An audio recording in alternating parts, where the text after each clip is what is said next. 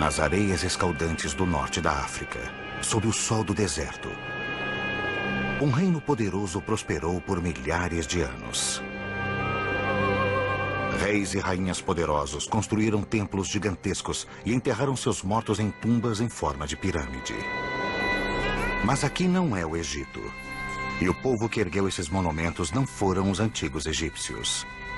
Este é o Sudão, o maior país da África e o berço de Núbia, um reino dourado alimentado pelo Nilo. Naquela época era o maior país do mundo. Era um verdadeiro império. Um império com uma língua que os estudiosos ainda não decifraram. Perdida nas sombras, a história da antiga Núbia permaneceu um mistério até agora.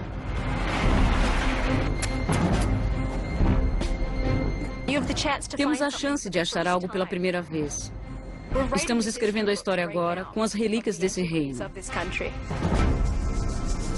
Sob o solo, há provas de rituais sagrados.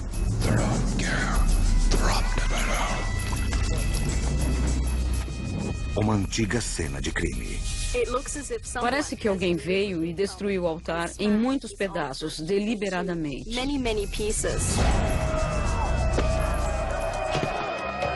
E uma invasão implacável que pode ter levado o poderoso império à ruína.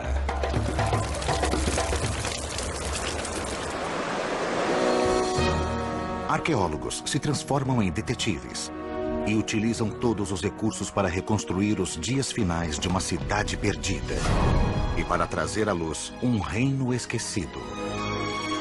Uma terra chamada Núbia.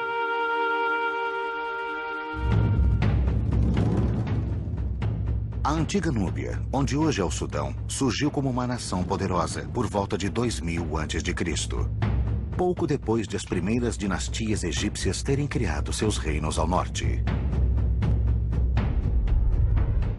Desde o início, os soberanos núbios e seus formidáveis exércitos de arqueiros eram vistos pelos egípcios como uma força a ser considerada, além de um adversário perigoso pelo controle da região ao sul do Nilo.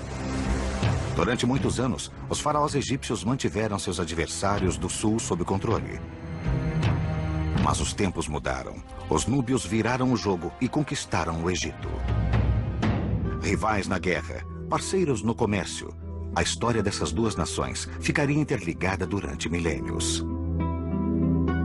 Hoje, os egípcios são o foco das atenções. Mas a história de um de seus maiores rivais está começando a surgir das sombras. Os núbios eram africanos, artísticos e sofisticados. Eles prosperaram independentes do Egito por milhares de anos.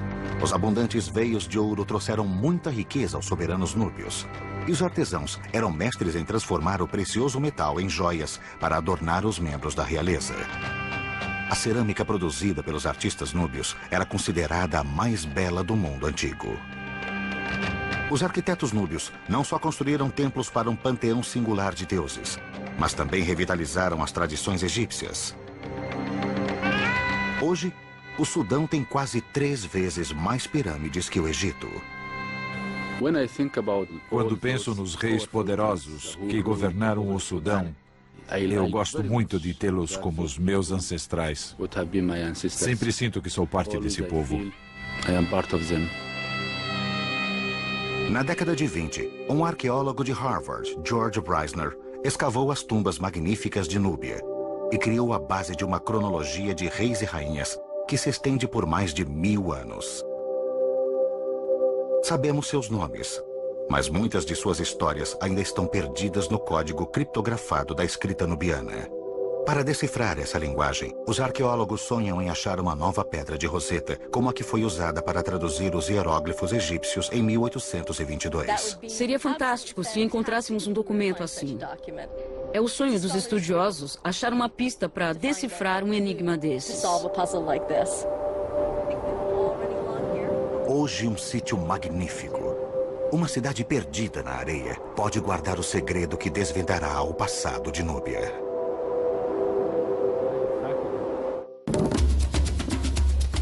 Os arqueólogos Julie Anderson e Salah Ahmed precisam viajar 350 quilômetros ao norte de Khartoum. São 9 horas de poeira sufocante para chegar ao destino. A aldeia moderna de Danjel. O sítio está escondido sob misteriosas colinas de areia próximas ao centro da cidade. É uma cidade nubiana bem preservada, com 2.000 anos de idade e do tamanho de 24 campos de futebol. Os exploradores europeus passaram por este local isolado ao norte do Sudão no começo do século XIX. Eles deixaram registros em tijolos vermelhos de formato cilíndrico, mas só depois que Julie e Salah exploraram o sítio há 3 anos, que a existência de uma antiga cidade foi finalmente confirmada. Começamos a escavar e 20 minutos depois já havíamos encontrado o que parecia um piso. Começamos a limpá-lo, chegamos até as bordas e percebemos que estávamos em cima de uma parede imensa, não um piso. Foi um choque.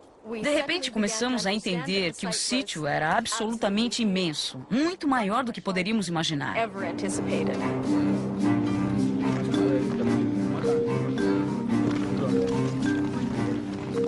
Desenterrar a cidade levará muitos anos e uma força imensa de trabalho. Terá que remover incontáveis baldes de areia.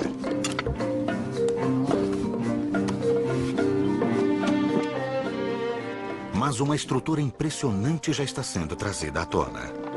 Embaixo de uma das colinas centrais, a equipe achou os restos de um dos maiores templos do Sudão. Julie e Salah não sabem exatamente quando ele foi construído, mas acreditam que foi dedicado ao Deus Supremo, venerado por núbios e egípcios. O Deus com cabeça de carneiro, Amon.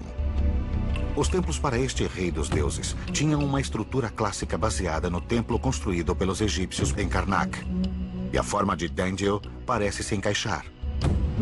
Depois de vários meses de trabalho duro, os operários já retiraram mais de 500 mil quilos de areia e desenterraram um dos pátios pavimentados mais belos já visto por Salah.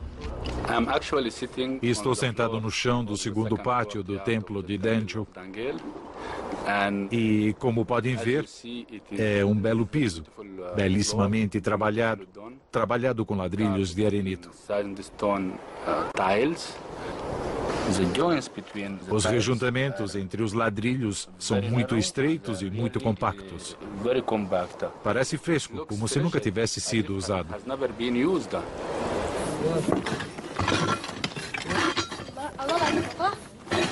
Em outra parte do templo, Julie desenterra os restos de uma enorme coluna de arenito. Enterradas por séculos, as figuras talhadas ficaram protegidas da ação corrosiva do vento e da areia. É lindo e tem um umbigo pequeno. Realmente lindo. É. E bem preservado. Ele está usando um kilt e tem uma barriga meio grande. É bonito. Ele traz ânforas de água, uma aqui e outra aqui. Na verdade, eles estão jogando água como uma oferenda, uma libação para o Deus. Vamos limpá-lo melhor. Nesse clima escaldante, não é surpresa encontrar ilustrações de oferendas de água no templo. A água é vida. No verão, a temperatura aqui chega a 50 graus. Por isso, a água é uma oferenda muito bem-vinda.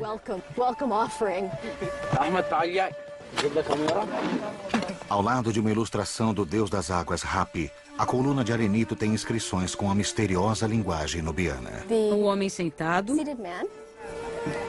Esta é a letra A.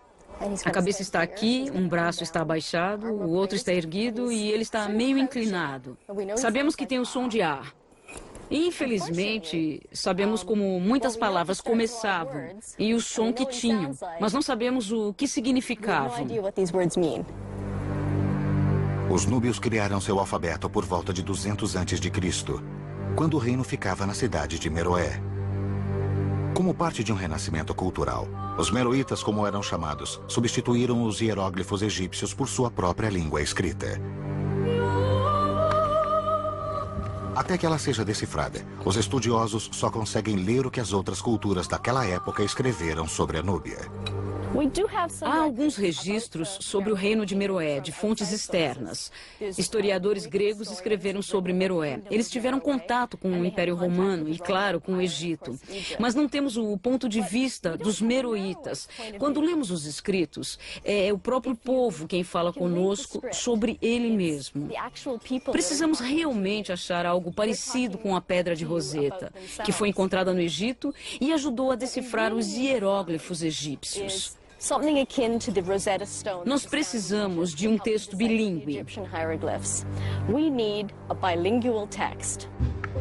Na antiga cidade de Dendil, é possível que haja outra Pedra de Roseta.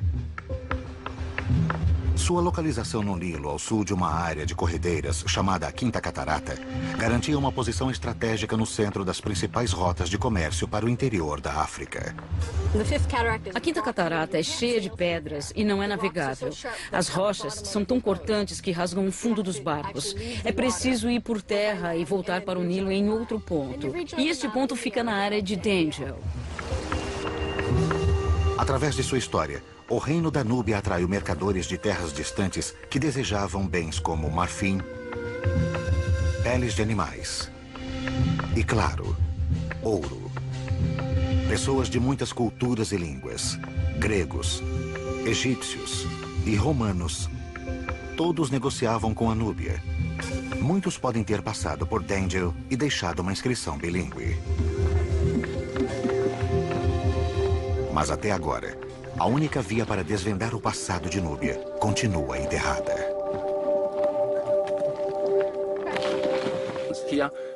Temos que cavar e pôr a mão na massa. Temos que desenterrar objetos para estudá-los, desenhá-los e analisar tudo isso.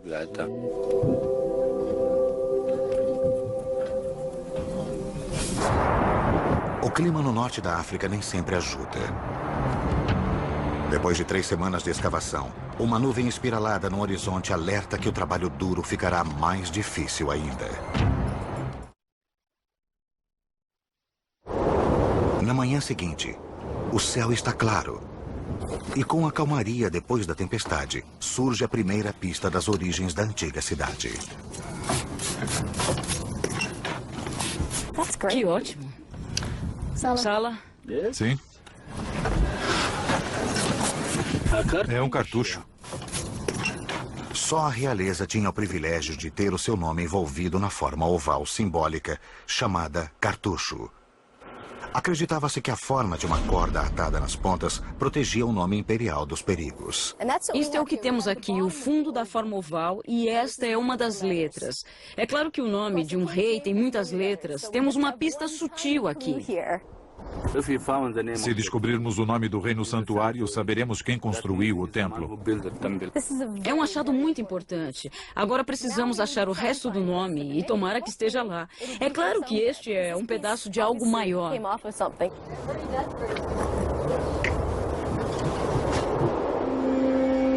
Embora Judy e Sala não saibam exatamente quem construiu o templo de Amon em Dendil, eles acreditam que data de 2000 anos atrás, do período dos Meroítas. Ele era a galinha dos ovos de ouro de Núbia, quando os grandes reis governavam de Meroé e eram sepultados no cemitério real, em tumbas de forma familiar. Influenciados pela proximidade com o Egito, os núbios ficaram impressionados com as tumbas gigantescas de Gizé e começaram a sepultar a realeza em suas próprias pirâmides.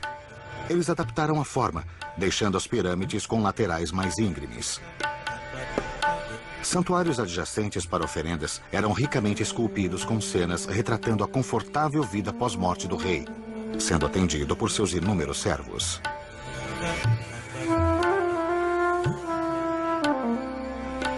Mas não só reis eram sepultados nas pirâmides de Meroé. Depois do século III a.C., muitas rainhas poderosas ocuparam o trono e podem ter sido vice-soberanas. Uma das rainhas mais poderosas governou perto da época de Cristo, provavelmente antes da construção do templo de Dendil. Amani-Shaketo foi uma rainha nubiana muito poderosa. Ela carregava arco e flecha, que são utensílios masculinos, e aqui está com prisioneiros amarrados. É bem provável que ela tenha lutado contra os romanos.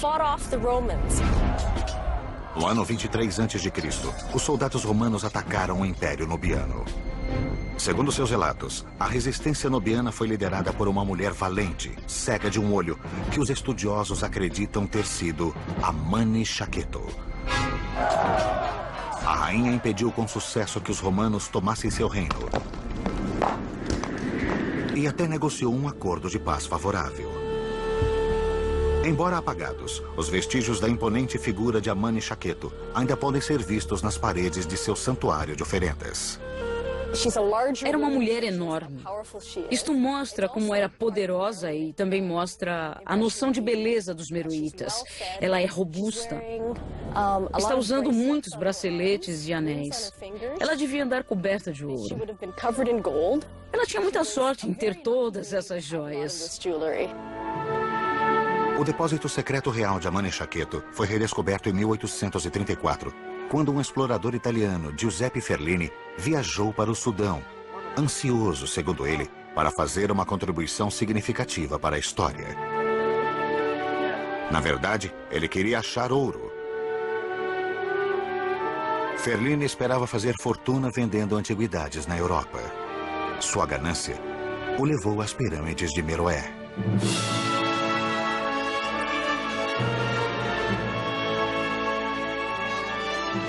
De acordo com seu diário, Ferlini fez com que seus operários desmantelassem a tumba de Amani Shaketo, com quase 30 metros de altura. Uma das mais preservadas do cemitério. Enquanto seus homens trabalhavam sob o sol implacável do deserto, Ferlini descansava sob a sombra.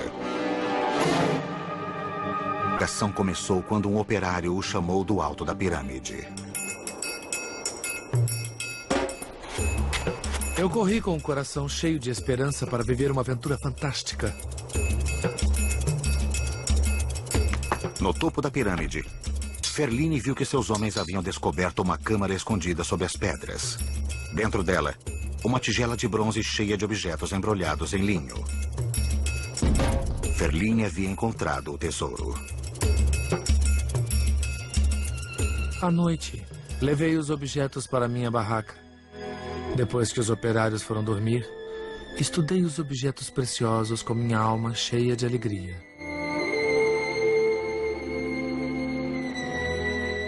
Fiquei admirado com o ouro e, pela quantidade, percebi que era bem mais do que eu sabia que estava espalhado pelos museus da Europa. Ferlini havia descoberto uma quantidade estonteante de joias. Hoje, a maior parte deste tesouro está no Museu Egípcio de Munique. Braceletes de ouro, cobertos com faixas decorativas de vidro fundido. Pingentes ornamentais com imagens dos deuses. E dezenas de anéis de ouro maciço, alguns incrustados com a figura de Amon. É um dos maiores tesouros já encontrados em Núbia.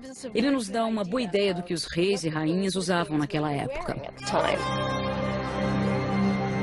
Embora a invasão de Ferlini tivesse trazido à luz um tesouro impressionante, a descoberta teve um preço caro.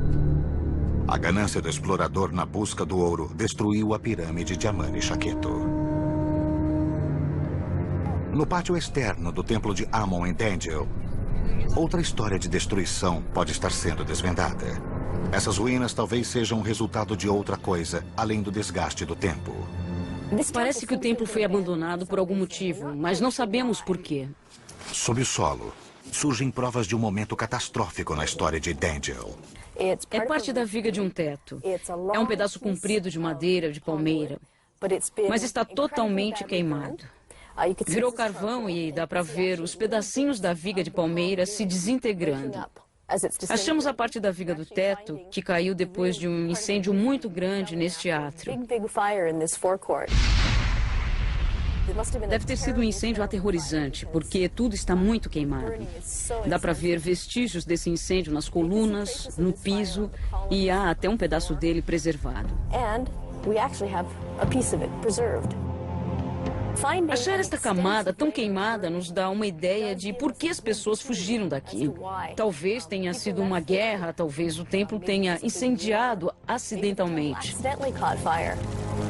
Não importa como tenha começado, o incêndio deve ter sido violento o bastante para que as pessoas fugissem do templo e talvez da própria cidade. Mas o que deve ter sido um desastre para os meroítas é uma bênção para Julie e Sala. Tudo que estava embaixo da camada do incêndio, no nível do chão, ficou totalmente lacrado. Isso criou uma cápsula do tempo. É uma época específica do tempo que foi preservada e que encontramos. Se a teoria de Julie e Sala estiver correta, esse momento congelado no tempo pode corresponder aos dias finais do Império Nubiano. Os estudiosos sabem pouco sobre esse período, mas as escavações em Dangel podem ajudar a explicar como e por que o Reino Poderoso chegou ao fim. Para saber como o Império começou, temos que examinar os monumentos ao norte. Logo depois da Quinta Catarata do Nilo, está o lugar mais sagrado de toda a Núbia, Jebel Barkal, a Montanha Pura. Na base desse marco divisório fica o maior e talvez o mais antigo templo de Amon no país, com vista para uma faixa fértil do Nilo, que sustenta a vida há mais de 3.000 anos.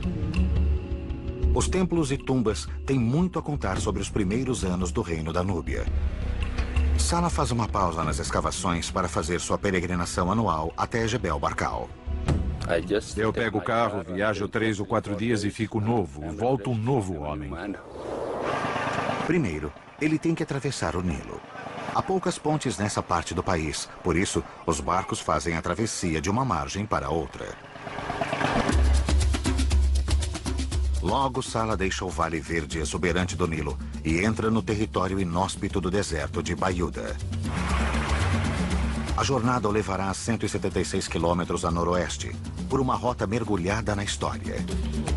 Ele segue a mesma rota que os grandes reis e rainhas percorriam para chegar aos templos em Jebel Barkal. É muito quente, é muito difícil dirigir aqui, mas eu adoro isso. No fim da estrada fica Karima, a cidade onde ele nasceu, no centro de Jebel Barkal. A própria montanha tem um volume imenso quando a olhamos com o resto da planície ao redor. De repente, você vê uma montanha com 100 metros de altura. Por isso é impressionante. Para o jovem Sala, que cresceu aos pés da montanha sagrada, Jebel Barkal e as ruínas ao redor eram uma presença constante. Eu gostava desta montanha quando era criança. Eu vim aqui toda sexta-feira e me divertia com meus amigos. Ao mesmo tempo, estas ruínas eram um mistério para mim. Eu tinha muita curiosidade em saber qual era o mistério desta montanha.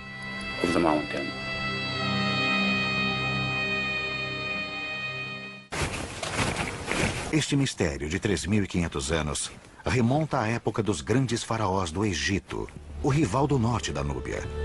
Na forma do pináculo de Jebel Barkal, eles viam o sinal mais poderoso de realeza, a cobra, ou Ureus.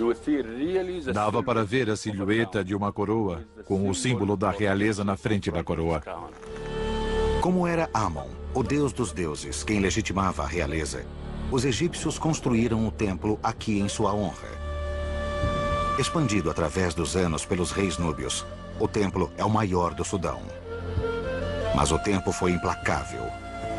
Colunas talhadas como as que Julie e Sala desenterraram em Dangel não existem mais. Foram desgastadas e desapareceram após séculos de exposição. As condições climáticas são terríveis. Agora o templo e todo o sítio estão em ruínas. Mas quando o templo brilhava como uma joia na base da montanha sagrada, os poderosos faraós egípcios viajavam centenas de quilômetros para serem coroados aqui, pelos altos sacerdotes de Amon. Esse era o lugar mais sagrado do Vale do Nilo. Eles acreditavam há muito tempo que Amon vivia aqui. Dentro da base do templo, há um templo menor para a deusa Mut, esposa de Amon. Sala consegue ler a mitologia da montanha esculpida nas paredes do templo. Dá para ver claramente a silhueta da montanha. Um afloramento alto, com um topo plano, como este. Na frente podemos ver a cobra e o disco solar, que é um símbolo de realeza. Dentro da montanha, vemos Amon sentado em seu trono. Essa era a crença antiga de que Amon morava dentro da montanha de Jebel Barkal.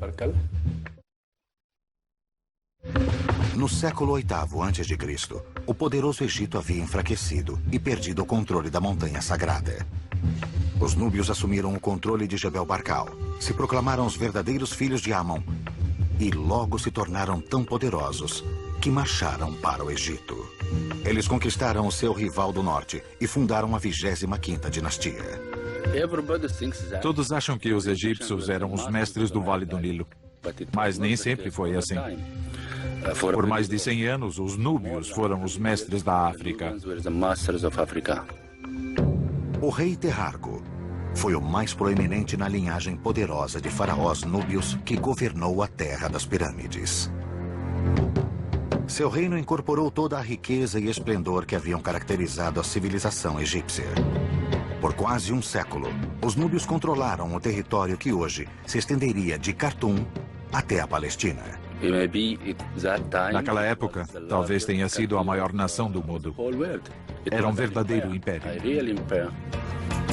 Embora os núbios tivessem perdido o controle do Egito depois de uma invasão dos assírios, isso não pôs um fim ao reino ou à lealdade dos núbios ao grande deus Amon.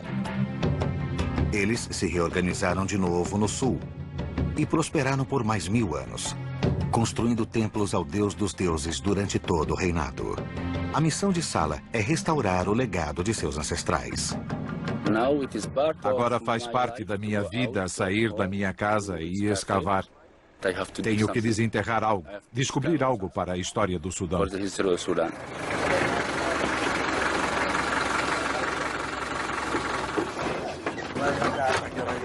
Salah volta para o templo em Dendjel e para um novo desafio. Ele procurará seus ancestrais em seus túmulos. Nos limites da cidade, dentro da falha de uma pedra do cemitério moderno de Dendjel, os operários de um projeto de irrigação descobriram um antigo local de sepultamento. A máquina que cavou o canal passou por cima da sepultura. Esse é ruim? Ela destruiu pelo menos 9 ou 10 sepulturas. Mas, por outro lado, foi a razão da descoberta do cemitério. Por isso, é bom e ruim. Salah acredita que as pessoas enterradas neste cemitério são as mesmas que veneravam os deuses no templo. Isso é fantástico, ter a vida e a morte ao mesmo tempo. Assim é possível completar a história da população como um todo. No templo, Julie e a equipe de escavação continuam a batalha contra o calor e as tempestades de areia, esperando desvendar mais mistérios do templo de Amon. A remoção de mais 1 metro de areia revela mais das colunas de arenito e uma figura familiar, o deus do Nilo, chamado pelos núbios de Hapi.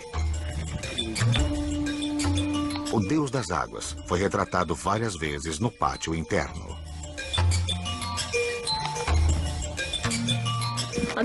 Nesta coluna há 8 ilustrações de Hapi e em todas as outras colunas há 8 ilustrações. Quando terminarmos, teremos desenhado 32 figuras de Hapi. Ele é o deus do Nilo e aqui está carregando ânforas cheias de água. Ele traz fertilidade para o Nilo, para as pessoas que vivem nas margens. Por isso, Hapi era tão importante para as pessoas que viviam aqui. Sem o Nilo, sem suas águas, elas morreriam.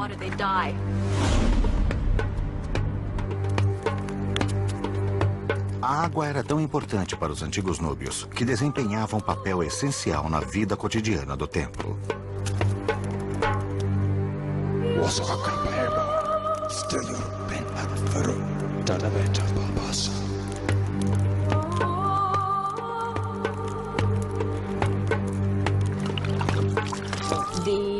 Os sacerdotes ofereciam libações para os deuses.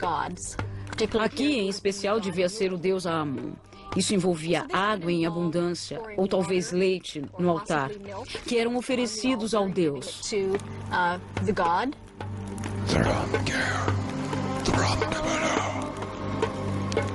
Os sacerdotes de Amon deviam realizar esse ritual na parte mais sagrada do templo, o santuário interno. Normalmente, só os sacerdotes entravam no santuário. Era o santuário principal, o mais sagrado de todos.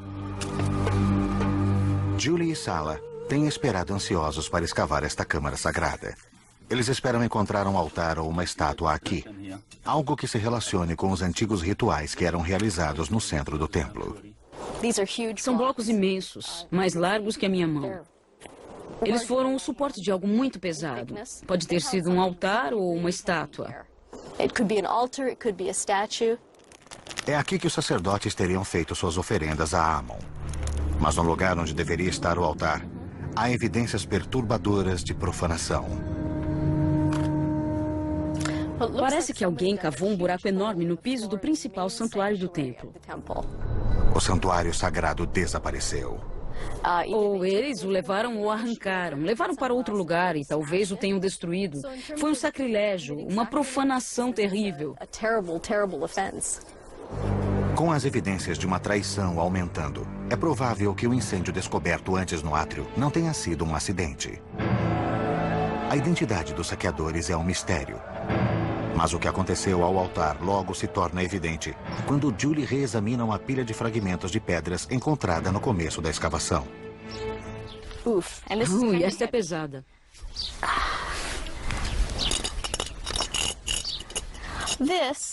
Esta é uma das pontas superiores de um altar. E é muito pesada.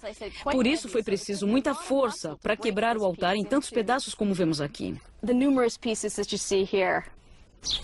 Felizmente, embora o altar tenha sido destruído, um pedaço crucial permaneceu intacto.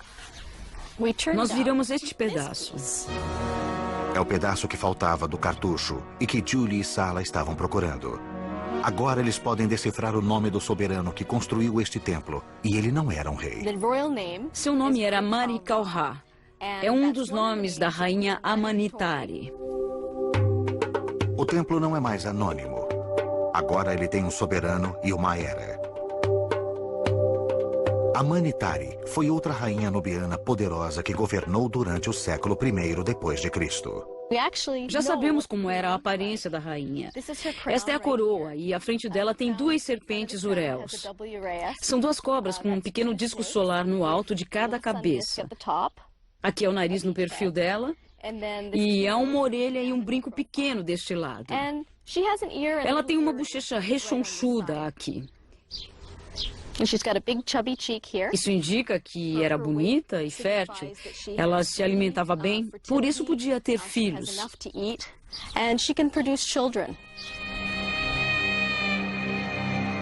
A rainha Amanitari e seu rei corregente Natakamani reinaram na Núbia durante o tempo de Cristo. O casal poderoso honrou os deuses construindo mais templos do que quase todos os soberanos núbios. A estrutura no sítio de Nagá, a 200 quilômetros ao sul, é um testemunho impressionante da devoção do casal. Uma alameda de estátuas de carneiro que levava ao templo, prestando tributos a Amon, dá uma pista do que as areias de Dengel ainda podem ocultar.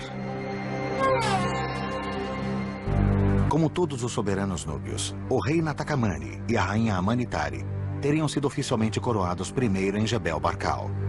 De lá, eles devem ter visitado os templos mais importantes de seu reino, como Dengel, para serem coroados numa cerimônia pelo deus Amon. Amanitari e Natakamani chegaram ao templo de Dengel de barco, navegando nas águas do Nilo. Depois eles devem ter seguido até o santuário principal. A estrutura do templo de Amon deve ter surgido como uma miragem no horizonte. Perto do templo devia haver dois portões maciços bloqueando a entrada, escondendo os segredos lá dentro.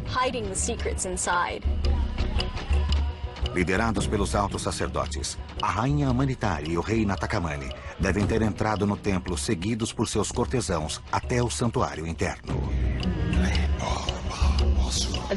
Eles devem ter acendido incensos. O lugar devia ficar enfumaçado com o aroma do incenso de olíbano. Devem ter feito oferendas ao deus Amon.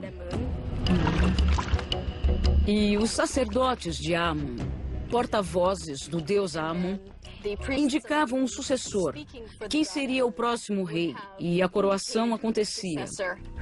O rei era oficialmente coroado por Amon. Provavelmente isso era feito por seu representante, o alto sacerdote de Amon.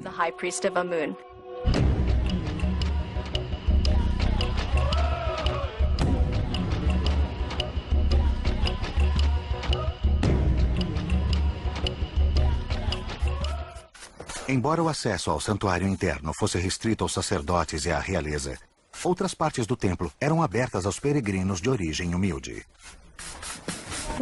Achamos uma pegada nas pedras da pavimentação do primeiro pátio. É uma inscrição que foi deixada por um peregrino que veio visitar o templo. Isso mostrava ao Deus e aos outros peregrinos que essa pessoa havia visitado o templo. É algo muito humano. Alguém veio até aqui e o fez como um ato de devoção pessoal, um ato de fé.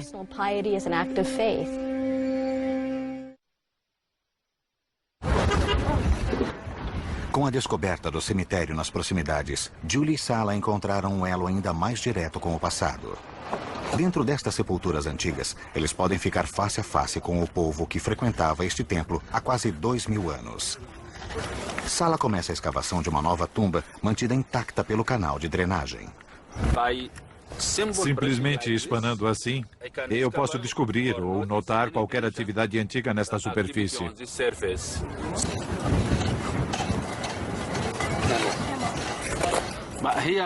Mas aqui tenho que ser muito cuidadoso, porque tenho que seguir exatamente os limites do túnel original. Depois de vários dias de escavação, Sala agora está dentro do túnel de sepultamento. Na entrada da tumba, ele achou uma cerâmica intacta na terra escavada.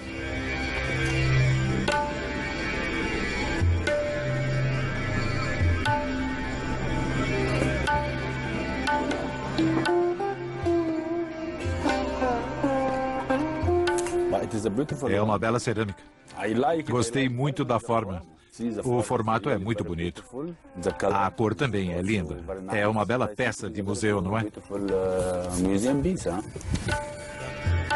Talvez este pote tenha sido usado para colocar incensos que eram queimados num ritual em tributo ao morto por sua família, como sinal final de luto. Potes como este eram colocados de cabeça para baixo ao lado da sepultura. O túnel foi lacrado para aquilo que os meroítas acreditam ser a eternidade. As famílias podem ter buscado consolo no templo, rezando pelos doentes e chorando seus mortos. Outros podem ter vindo para agradecer aos deuses por um nascimento ou uma colheita farta. Aqueles que desejavam entrar no templo passavam primeiro por um pilono gigantesco. Em seguida, havia uma avenida pavimentada com estátuas de carneiro. Eles devem ter apreciado a pausa rápida longe do sol, sob a sombra de um quiosque. E à frente ficavam as grandes portas de madeira do templo. O templo inteiro devia ser pintado, assim como as colunas e também as paredes. Devia haver cor em toda parte. A base das paredes e colunas do santuário externo eram cercadas de figuras do deus das águas, Hapi, e imagens do rei e da rainha fazendo oferendas a Amon adornavam as dependências superiores da câmara. Até as estátuas dos deuses teriam sido revividas pelas cores. Todos os dias, os sacerdotes de Amon cuidavam de sua aparência, aplicando carvão para realçar os olhos pintados de vermelho dos carneiros. Até agora, a equipe não encontrou vestígios das estátuas de Amon, que eles sabem que deviam estar em algum lugar dentro do templo. Mas a descoberta de um novo fosso, do lado de fora do novo corredor, leva Julia a acreditar que as estátuas desaparecidas podem ter tido o mesmo destino do altar do santuário interno. Há fragmentos enormes de estátuas espalhados aqui. Elas devem ter sido destruídas em muitos pedaços. Há milhares e milhares de fragmentos. Muitos deles estão totalmente irreconhecíveis. undistinguishable. Depois de horas de escavação, finalmente, algo que eles conseguem reconhecer. É o olho pintado de vermelho de um carneiro.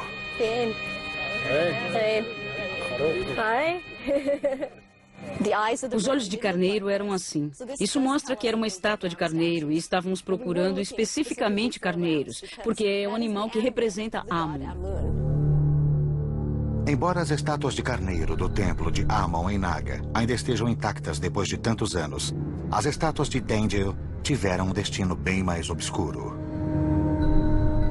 Parece que as pessoas vinham por essa avenida, derrubavam e esmagavam cada estátua propositalmente e depois seguiam para destruir a próxima. Foi um trabalho duro, mas os destruidores não vinham de mãos vazias. Dentro do templo, na cena do crime, achamos isto. E no começo, eu não sabia o que era. Estava queimada de um lado. É uma pedra muito pesada e ela cabe direitinho na mão. Analisamos um pouco mais a pedra e percebemos, pelas superfícies atingidas, que ela foi usada como um martelo. A hipótese é que uma pedra destas pode ter sido usada para quebrar as estátuas de carneiro e o altar e deixá-los em muitos pedaços. Com um objeto semelhante, não um artefato, Julie vai testar sua teoria com um fragmento grande de arenito. Este é o tipo de arenito que foi usado nos carneiros em frente do templo. Vamos fingir que isto é um carneiro que eu acabei de derrubar.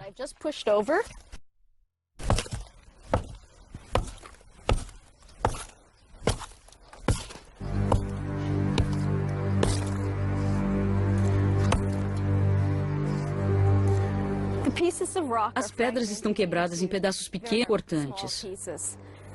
São muito parecidos com os pedaços que estamos encontrando no altar. Estou muito feliz com este teste. Parece mesmo que estas ferramentas de pedras fizeram o trabalho. Temos um crime para decifrar aqui. Tudo parece apontar para uma invasão. Uma força poderosa, cruel e determinada invadiu Dengel e destruiu totalmente o templo sagrado.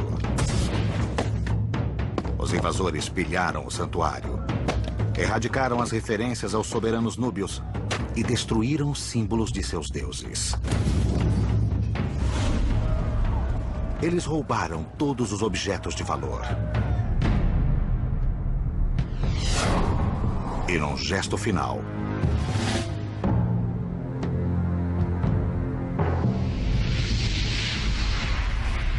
queimaram o templo e o destruíram.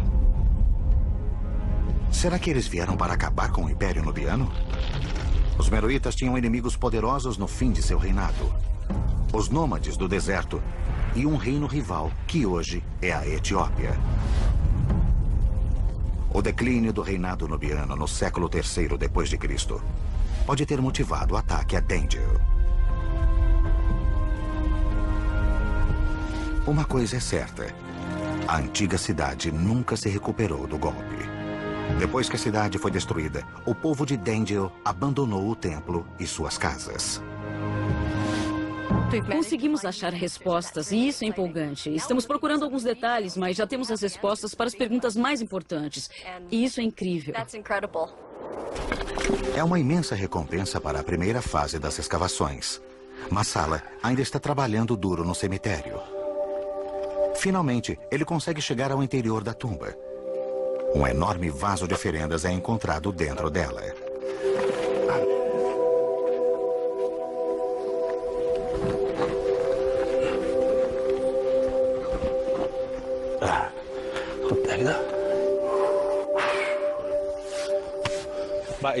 É muito bonito. Eu gosto muito da forma desta cerâmica. Elas eram usadas para guardar líquidos. Geralmente são encontradas nas entradas das sepulturas para proteger os mortos. Aqui nesta sepultura está lacrado o momento completo da história. É muito emocionante conseguir encontrar os ossos e o corpo inteiro. Mas, ao mesmo tempo, estamos lidando com um ser humano. Alguém que era agricultor ou criava animais.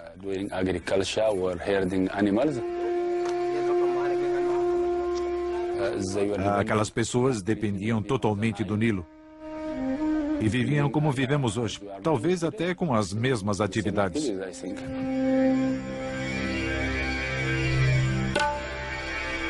Esses eram os adoradores do templo de Amon de Dendel, os que sofreram sua maior perda quando a cidade foi saqueada.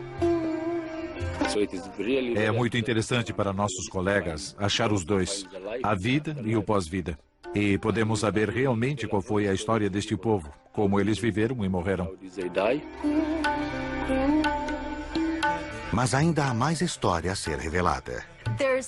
Há um trabalho hercúleo para ser feito em Dendel. Há muitos montes e construções bem preservadas aqui. Saleh e eu podemos ficar aqui por 20, 30 anos sem conseguir sequer se aprofundar na superfície de todo o sítio. Esperando em algum lugar, enterrada nas areias, pode estar a tão desejada pedra de Roseta de Núbia. O segredo para decifrar os misteriosos escritos núbios e muitas das estruturas da imensa cidade de Dendel que ainda estão escondidos. É um trabalho de uma geração inteira. Então, só podemos fazer parte dele. E talvez nossos filhos façam o resto para completar a história.